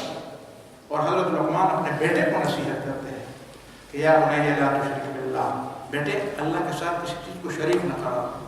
ہم اپنے بچوں کو دنیا جون جولائی کی گرمی سے تو بچاتے ہیں، یو پی ایس ہونا چاہیے، جنریٹر ہونا چاہیے، پنکھا ہونا چاہیے، روم کولر ہونا چاہیے، حتیٰ کہ کنڈیشن ہونا چاہیے، تاکہ میرے بچے جو ہے نا وہ گرمی سے محفوظ رہیں۔ قُلْ نَارُ جَهَنَّمَ أَشَدُّ حَرًّا، آپ کو پتہ ہے جہنم کی آگ اس دنیا کی آگ سے 70 گنا زیادہ گرم ہے۔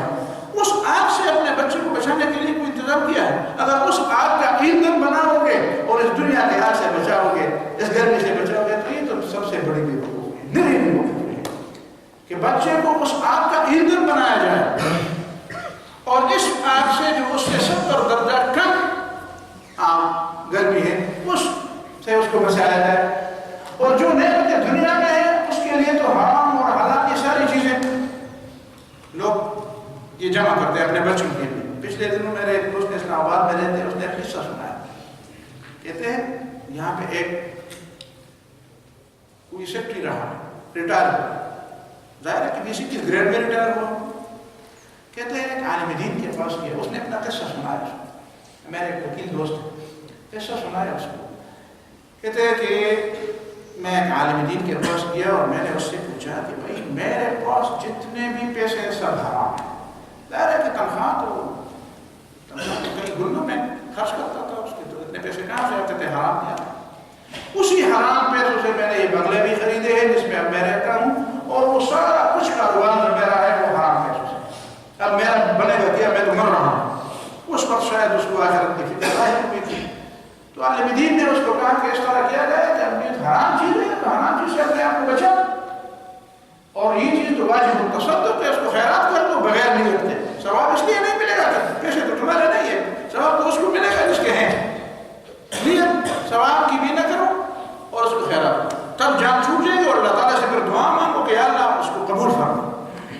اب کیا ہوا، کہتے ہیں کہ اس کے ذہن میں بات آ گئی تو بیٹوں کو جمع کیا، بیٹوں کو جمع کیا، جب بیٹوں کو جمع کیا تو بیٹوں کو کہا کہ اس طرح ہے کہ یہ جس بغلے میں تم رہتے ہو، دیکھو میں نے تمہاری تعلیم کا بھی بندوبست کیا، تمہیں اتنا سمجھایا، اتنا سکھایا، کھلایا پلایا، بڑے نام نعمت کے ساتھ تمہیں بلایا پلایا، اب مسئلہ یہ ہے کہ یہ ساری دولت جو میرے پاس ہے یہ حرام ہے، اور میں تو ابھی کی تبھی چراغ شہری ہوں، ابھی بجھی جاتا ہوں، تو پھر یہ ساری ذمہ داری تو میرے ہوگی، میں تو جہنم میں چلا جاؤں۔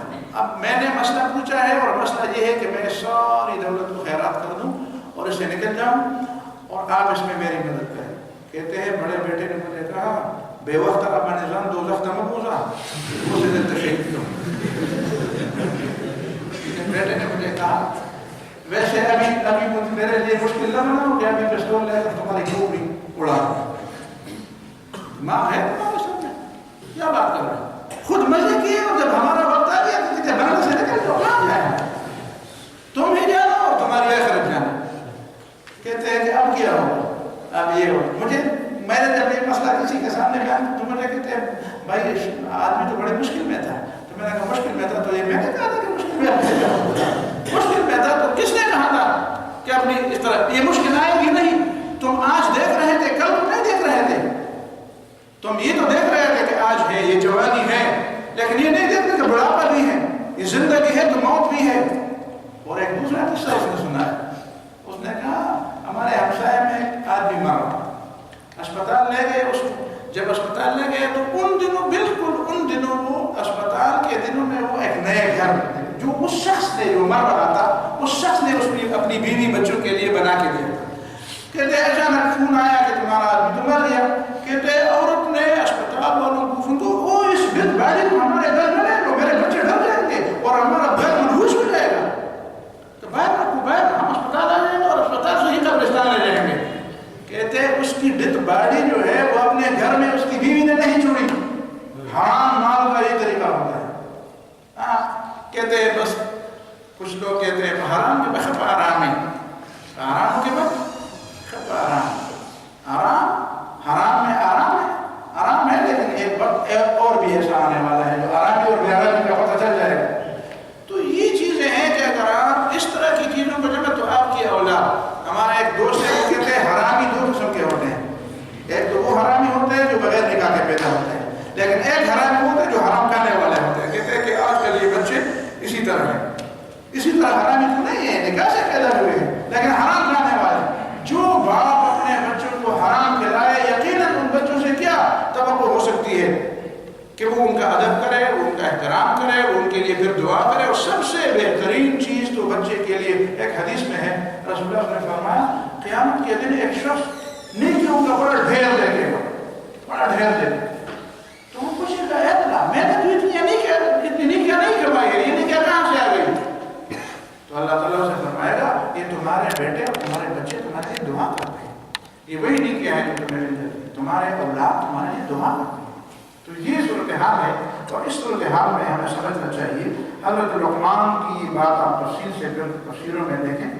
لقمان وَإِذْ قَالَ لُقْمَانُ لِابْنِهِ, لقمان نے اپنے بیٹے کو کہا وَهُوَ يَعِظُهُ, اور وہ پیار سے اس کو سمجھا رہا تھا, نصیحت کر رہا تھا. يَعِظُهُ بعض کا مطلب کیا ہے؟ پیاری پیاری بات کرنا, نصیحت کی بات کرنا, میٹھی میٹھی باتیں اس کو سمجھانا, میٹھی میٹھی انداز سے میٹھی میٹھی باتوں سے اس کو سمجھا رہا تھا. یا بنی لا تشرک باللہ, بیٹے اللہ کے ساتھ کسی چیز کو شریک نہ کرو, ان الشرک لظلم عظیم, شرک بہت بڑا ظلم ہے. ووصینا الانسان بوالدیہ, اور ہم نے انسان کو تاکیدی حکم کیا ہے بوالدیہ, اپنے والدین کے بارے میں کہ ان کے ساتھ حسن سلوک کرو, اور خاص کر ماں کے ساتھ حسن سلوک کرو. حملت امہ وہنا علی وہن, ماں نے اس کو کمزوری کے اوپر کمزوری کے ساتھ حمل میں رکھا, اٹھایا اس کے بال کو, فسالہ فی عامین, اور 2 سال تک اس کو دودھ پلایا. انشکر لی ولوالدیک, یہ حکم ہم نے بھیجا کہ میرا شکریہ ادا کرو اور اپنے والدین کا شکریہ ادا کرو, اپنے والدین کا شکریہ ادا کرو. الیہ المصیر, میری طرف تو سب کی واپسی ہے. وَإِن جَاهَدَاكَ عَلَىٰ أَن تُشْرِكَ بِي, اور اگر یہ زور لگائیں, یہ تمہارے والدین زور لگائیں تم پر کہ تم میرے ساتھ کسی چیز کو شریک کر دو, عَلَىٰ أَن تُشْرِكَ بِي مَا لَيْسَ لَكَ بِهِ عِلْمٌ, جس کی تمہارے پاس کوئی دلیل نہ ہو. فَلَا تُطِعْهُمَا, تو ان کی بات نہ مانو, تو بات نہ مانو تو ان کو مانو, ان کو گھر سے نکالو. نہیں, اگر کافر بھی ہے تب بھی وَصَاحِبْهُمَا فِي الدُّنْيَا مَعْرُوفًا, اور دنیا میں ان کی معروف طریقے سے ان کی مدد بھی کرو, ان کے ساتھ رہو بھی, ان کو کھانا کھلاؤ, ان کے پاؤں دباؤ, ان کو خوش رکھو. لیکن وَاتَّبِعْ سَبِيلَ مَنْ أَنَابَ إِلَيَّ, ان لوگوں کا راستہ اپنا جو میری طرف آنے والے ہیں. ماں باپ کا ادب اور احترام اپنی جگہ پہ, ان کی خدمت, ان کا حق ادا کرنا اپنی جگہ پہ, لیکن اتباع راستہ ان لوگوں کا اختیار کرو جو اللہ کی طرف جانے والے ہیں. وَاتَّبِعْ سَبِيلَ مَنْ أَنَابَ إِلَيَّ ثُمَّ إِلَيَّ مَرْجِعُكُمْ, پھر میری طرف تمہاری واپسی ہے. فَأُنَبِّئُكُم بِمَا كُنتُمْ تَعْمَلُونَ, میں تمہیں بتاؤں گا کہ تم کیا کر رہے تھے. یا بنیا, پھر بیٹے نے پوچھا ابو اگر میں کوئی غلطی ایسی کروں کہ اندھیری رات میں ہو, کوئی مجھے دیکھنے والا نہ ہو, اور وہ ذرہ برابر غلطی ہو, تو اس کا کیسے پتہ چلے گا قیامت کے دن؟ تو باپ نے جواب دیا یا بنیا بیٹے, انہا ان تک مثقال حبۃ, تمہاری غلطی اور تمہاری خطا اگر ایک دانے رائی کے ایک دانے کے برابر ہوگی, فتکن فی صخرۃ, وہ کسی پتھر میں چھپ جائے, اور فی السماوات اور فی الارض, یا آسمانوں اور زمین میں گم ہو جائے, یأتی بہا اللہ, اللہ تعالیٰ اس کو اٹھا کے لے آئے. ایک چھوٹی سی چیز, آپ پوری یونیورسٹی تو بڑی چیز ہے, اس پورے محلے میں ایک چورنی کو اٹھا کے پھینک دیتا ہوں اور تمہیں کہتا ہوں کہ جا کر ڈھونڈ لو, تو ڈھونڈ لو گے. اور اللہ نے فرمایا ایک ذرے برابر ایک چیز ہوگی اور وہ پوری کائنات میں گم ہو جائے, زمین کے اندھیرے میں آ کہیں سے گم ہو جائے, کسی پتھر میں چلا جائے, یأتی بہا اللہ, قیامت کے دن اللہ تعالیٰ اس کو اٹھا لائے. تو اللہ تعالیٰ کا خوف بٹھایا, اللہ تعالیٰ کی وحدانیت اور توحید کی بات بٹھائی گئی. ان اللہ لطیف خبیر, اللہ تعالیٰ باریک بین بھی ہے, خبردار بھی ہے. یا بنیا اقم الصلاۃ, بیٹے نماز پڑھا کرو. وامر بالمعروف, اور نیکی کی طرف لوگوں کو بلاؤ, نیکی کا حکم دو. वन्हा अनिल मुनकर, और बुराई से खुद भी रोकना और दूसरे लोगों को भी रोको। वस्बिर अला मा असाबक, और इस रास्ते में जो मुसीबतें तुम्हें आती हैं उनको बर्दाश्त कर लो। ज़ालिका मिन अज़्मिल उमूर, ये बहुत हिम्मत वाले लोगों का काम है। वला तुसअ्र खद्दक लिन्नास, और अपना मुंह और अपनी गाल दूसरों के लिए टेढ़ करके मत उसको सामने करो, यानी अपना चेहरा और अपना चेहरे के अंदाज ऐसा न करो कि टेढ़े चेहरे से लोगों के साथ, टेढ़ी नजर से और टेढ़े चेहरे से लोगों के साथ बात करो, जिस तरह की तकब्बुर के साथ इसी तरह टेढ़े चेहरे के साथ लोगों के साथ नहीं। वला तुसअ्र खद्दक लिन्नास, लोगों के सामने टेढ़े चेहरे से पेश ना आओ। वला तमशी फिल अर्दि मरहा, और जमीन में तकब्बुर और गुरूर के साथ मत चलो। इन्नल्लाह ला युहिब्बु कुल्ला मुख्तालिन फखूर, अल्लाह ताला हर खुद पसंद और फख्र करने वाले और तकब्बुर को पसंद नहीं करता। वला तुसअ्र खद्दक वक़सिद फी मश्यिक, और अपने चाल में एतदाल पैदा करो, चाल में एतदाल पैदा करो। जिस तरह नाज़ नखरे से लोग चलते हैं, जिस तरह अकड़ कर तकब्बुर के साथ चलते हैं, इस तरह तकब्बुर और अकड़ के साथ न चलो, और इस तरह मरीजाना चाल भी न चलो, जिस तरह मरीज किस्म के लोग पाँव के साथ घसीटते घसीटते जा रहे हैं, जिस तरह कोई बुखार लगी हुई, ऐसे भी न चलो। वक़सिद फी मश्यिक, अपनी चाल दरमियानी चाल बनाओ। वग़ुज़ मिन सौतिक, और अपनी आवाज़ को थोड़ी सी नीचे करो। इन्ना अनकरल अस्वात लसौतुल हमीर, इसलिए कि बुरी आवाज़ गधे की आवाज़ है। तो इस तरह अपने सलाहियतों को कंट्रोल करना, अपनी तरबियत करना, ये सिखाया हज़रत लुक़मान ने बेटों को। ये वो बातें हैं कि अगर हम इन बातों को अपनाए तो हमारा ख़ानदान, हमारा घर, हमारा माहौल, हमारी तरबियत का असर होगा हमारी औलाद पर, हमारे साथियों पर, हमारे दोस्त अहबाब हैं उन पर होगा। हम जहाँ पे जाएंगे एक रोशनी की शमा की तरह हम वहाँ पे अंधेरों में हम उजाला तकसीम करेंगे, और एक शख्स जो है कई लोगों की तरबियत का जरिया होगा। आप में से जितने लोगों ने ये बातें सुनी हैं और वो दिल में ये बात डाल दें, तो इस पूरी यूनिवर्सिटी के लिए ये लोग काफ़ी हैं। तो अगर ये लोग इन चीज़ों को अपनाएं तो इंशाअल्लाह अज़ीज़ आपकी ज़िंदगी दूसरों के लिए नमूना बनेगी। और जिस तरह इकबाल ने फरमाया था कि हो शमा की सूरत ज़िंदगी, शमा की सूरत खुदाया में इंशाअल्लाह आपको सादिक आ जाएगी। अक़ूलु क़ौली हाज़ा अस्तग़फ़िरुल्लाह ली व लकुम व लिसाइरिल मुस्लिमीन अस्तग़फ़िरुल्लाह। ठीक बात हो तो आप पूछे।